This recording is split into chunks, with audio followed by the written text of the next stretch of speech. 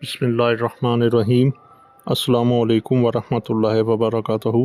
क्या हाल है दोस्तों, उम्मीद करता हूँ कि आप सब खैर वाफ़ियत से होंगे। तो अपनी आज की इस वीडियो में हम जिस कैप्सूल के बारे में रिव्यू करने जा रहे हैं उसका नाम है वेलोसेफ। तो वीडियो शुरू करने से पहले आप सब दोस्तों से ये दरख्वास्त है कि मेरे चैनल महारवी मेडिसन को सब्सक्राइब कर दें और साथ दिए गए बेल आइकन घंटी के निशान को भी ज़रूर प्रेस कर दें। जी दोस्तों, जो हमारा आज का मौजू है जिस कैप्सूल का हम रिव्यू कर रहे हैं उसका नाम है वेलोसेफ और ये JSK फार्मा का तैयार करदा और इसमें पाए जाने वाली जो फार्मूलेशन है उसका नाम है सेफाड्रिन। ये दवाइयों के एक ग्रुप फर्स्ट जनरेशन से ताल्लुक़ रखने वाला एक एंटीबायोटिक है। तो ये बैक्टीरियल इन्फेक्शन के लिए इसका इस्तेमाल करवाया जाता है।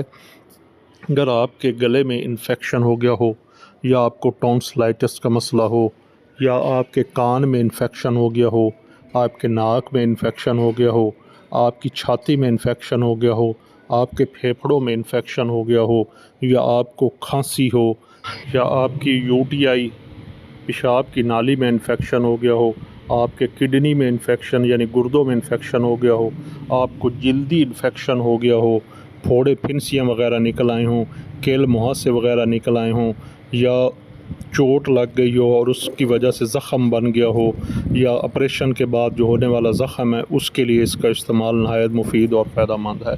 ये हर किस्म के बैक्टीरियल इन्फेक्शन के लिए ये नहायत मुफीद और फ़ायदेमंद है।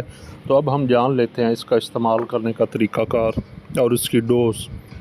बड़ों के लिए 500 mg वाला एक कैप्सूल सुबह और एक कैप्सूल रात खाना खाने के बाद इस्तेमाल करवाया जाता है।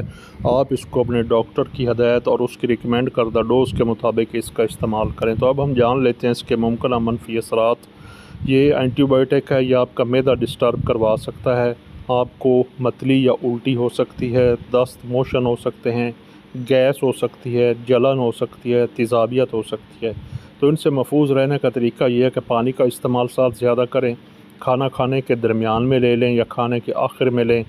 जितना अर्सा इसको इस्तेमाल करें साथ मैदे के लिए कोई प्रोडक्ट ओमेप्राज़ोल या एसोमेप्राज़ोल ज़रूर इस्तेमाल करें। तो इसकी जो वार्निंग है, हामला ख़वातीन, दूध पिलाने वाली ख़वातीन, जिगर और गुर्दे के मरीज़ अपने डॉक्टर के मशवरे से इसका इस्तेमाल करें।